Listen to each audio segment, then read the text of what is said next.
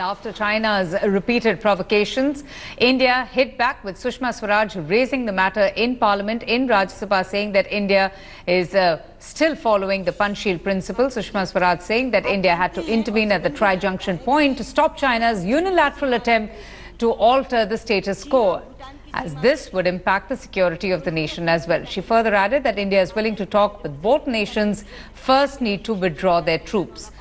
Sushma Swaraj said that all countries, in fact, have been backing India's stand on Doklam.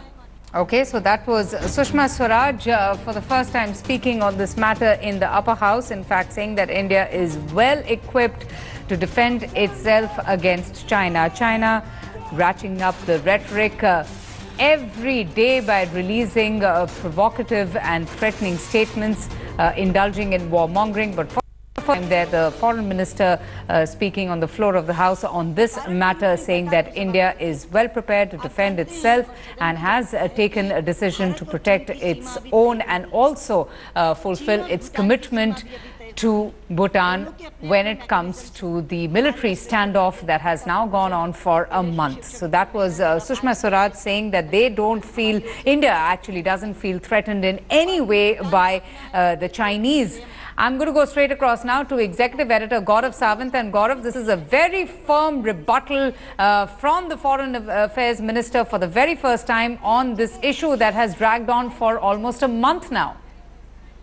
In fact, in the past month plus, we've seen a lot of rhetoric come from China's side. Very shrill statements coming from Chinese army, their foreign office, their diplomats. This is India's first official response, setting the record straight. External Affairs Minister talked about why India being there was important. It's a tri-junction. The boundary hasn't been demarcated. There's a 2012 agreement she referred to, which talks of India and China bilaterally and Bhutan and China bilaterally deciding the issue, deciding the boundary.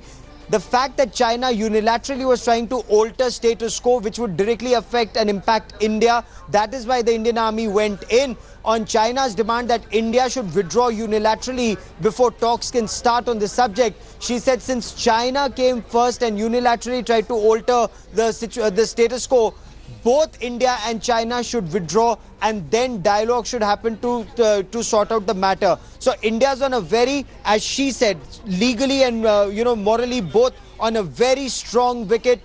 And the world community, according to Sushma Swaraj, the world community is with India on this subject. So now we have to wait and see how China responds to this. Absolutely. But this is a very, very, interesting statement coming in there from Sushma Swaraj at a time when we are seeing this ramping up of the rhetoric from the Chinese side almost every day.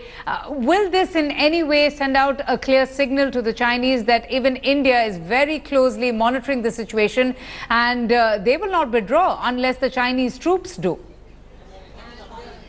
That signal India has sent out from day one. Whatever conversations have happened, the foreign offices are in touch with each other, and that's the signal that India has throughout sent out. But this is the first public articulation of that stance. China has been articulating its stance publicly from day one. Their army did it, their foreign office did it, their media commentators and Chinese state-run media has been doing it throughout.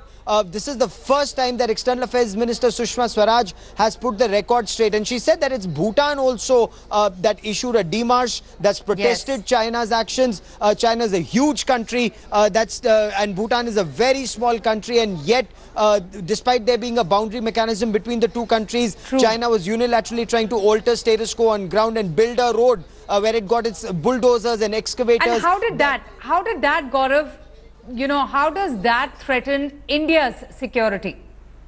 So that tri-junction point that Sushma Swaraj is referring to near Batangla, when you look at this place on the map, if China builds a road only in the Chinese territory, which it has been doing, there is no issue. But when it builds a road all the way up to the tri-junction point, then there are several defense analysts who say that for China to subsequently come down into Indian territory and cut off India at the Siliguri corridor, that's less than 100 kilometers away, and China would be in a position to do that. It can also then outflank Indian defenses along Sikkim. Now Sikkim and especially North Sikkim, India's on a very strong wicket as far as deployment is concerned. It's China that would need to mount much larger forces because India is defending the peaks, and China would attempt to take them. If at all, it would have to launch a much bigger force. Should it have a road, it can slice through India's defenses, it can outflank India's defenses and then threaten the Siliguri corridor, and through that our entire northeast. Absolutely. Stay on with me, Gaurav. We also have with us strategic affairs expert Brahmachalani. Thanks so much for speaking to us. Your views on the statement that was made by the foreign minister today in Parliament, saying that we are well equipped and we are not going to be threatened by this kind of rhetoric that China has been indulging. Mrs. Sushma Swaraj made an excellent statement. She is always good in her comments. She's very articulate. I was just wondering why the Prime Minister did not field her earlier. What we have been facing from China is non-stop propaganda. In fact, it's a non-stop psychological war that China is waging. And for a long time, India has been silent. It fielded the Foreign Secretary to brief a parliamentary committee, for example. But in terms of public statements, so far before Mrs. Swaraj spoke up today, there had been only one statement by the MEA on June 30th. But in comparison, China has issued more than 36 official statements on the Doklam standoff since it made that standoff public on June 22nd. Oh, absolutely. So which makes me wonder, sir, that why has there been an attempt from India's side to try and de-escalate the situation, the tension between the two nations? Why have things gone on for this long? It's been a month now to this standoff. Why is it that, earlier on we heard from the Foreign Secretary that issues like this have been dealt with utmost maturity and differences have been resolved? But why is it that things haven't been resolved thus far? There are two reasons for this. Generally, India is at the receiving end. Usually it's the Chinese who intrude into Indian territory. But in this case, India proactively intervened militarily and stopped the PLA from building a strategic highway through Bhutan's Doklam Plateau. And right now, India is sitting pretty on Doklam Plateau.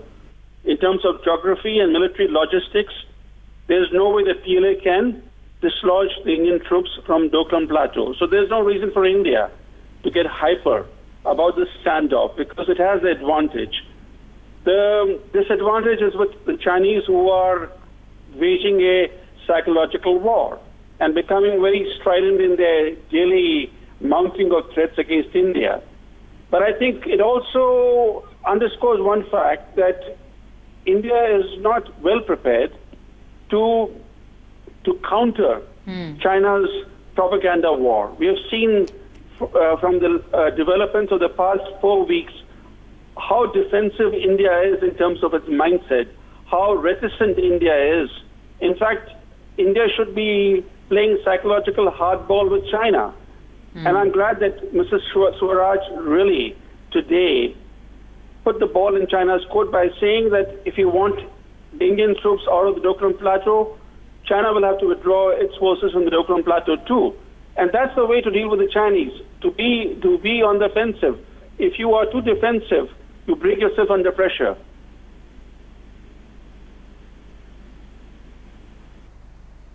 Absolutely. Mr. Brahmacharani, just stay on with me. My colleague Gaurav Sawant would also like to ask a question. Gaurav, go ahead. Mr. Chilani, what are China's options at this stage, given the shrill rhetoric we've seen from China since the beginning of this standoff?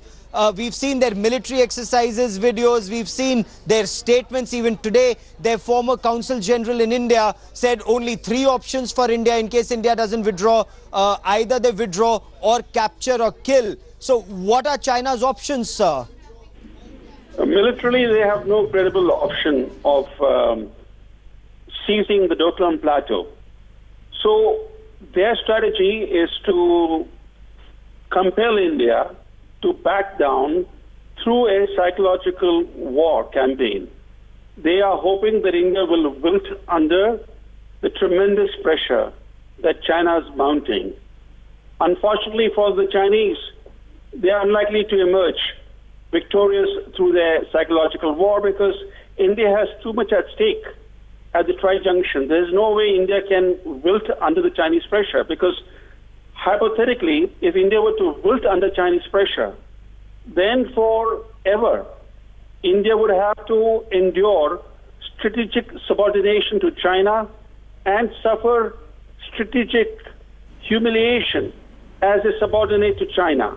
There is no way India can back down from this standoff. Absolutely. Gaurav Sawant and Brahmachalani, thank you both for joining us. And in the middle of this ferocious war of words between India and China over the month-long standoff, India-China bilateral meeting between the special representatives on the sidelines of BRICS NSA meet has also been ruled out. India today has learnt that China is not really keen on having any dialogue unless India withdraws its troop. On the other hand, India has not really sought for any bilateral meeting. National Security Advisor Ajit Doval will be in Beijing for the BRICS summit on the 27th and 28th of July. In a fresh dare, the former Chinese diplomat in the meanwhile told the Chinese state media that Indian troops have now been left with just one option: to withdraw their troops or face the consequences.